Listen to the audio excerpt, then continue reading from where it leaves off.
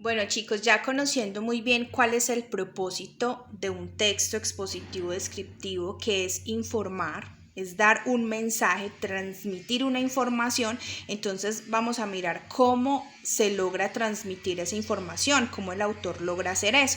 Y lo logra a través de este señor que se llama contexto, ¿sí? El contexto, entonces, es como un plato, ¿sí? De una receta donde hay muchos ingredientes y cada uno de esos ingredientes me cuenta cositas diferentes y gracias a esas cositas que me cuenta cada uno de esos ingredientes, entonces se forma un contexto y yo puedo decir en qué año fue, de qué año se está hablando, ¿cierto?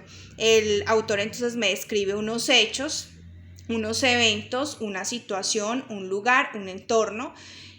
Digamos, para el video anterior, los hechos que sucedían ahí eran que había un monstruo persiguiendo unos niños, ese era uno de los hechos. Un evento, pues, que ellos estaban huyendo del monstruo para lograr llegar a la casa y alimentarse bien. ¿Qué momento histórico era? Era un momento histórico actual, porque ahí se ven las imágenes que la ciudad era actual. La situación era una situación en general de alimentación. El lugar, primero era el lugar de la escuela, luego en la ciudad, luego en la casa.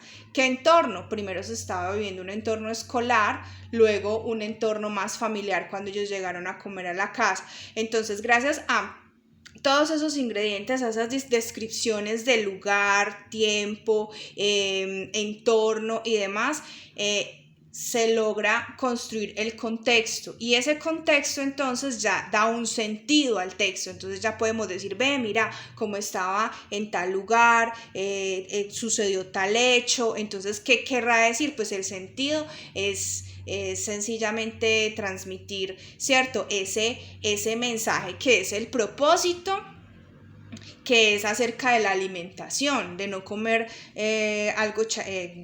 comida chatarra, no alimentarse con comida chatarra. Entonces, gracias a este contexto, se logra transmitir esa información, gracias a todos estos ingredientes. Pero no solamente gracias al contexto, sino también al tipo de lenguaje que usa el autor, si es un lenguaje para niños, o es un lenguaje para médicos, o es un lenguaje muy sofisticado, ¿cierto? Entonces, dependiendo del lenguaje que use el autor, también se me logra transmitir esa información o no. Y también al contenido. El contenido es lo que tiene el texto, ¿cierto? Lo que contiene el texto como tal. Entonces este contenido va muy relacionado con el contexto. El contexto entonces es todo lo que está alrededor, ¿cierto? La escenografía, el entorno, las personalidades de los niños.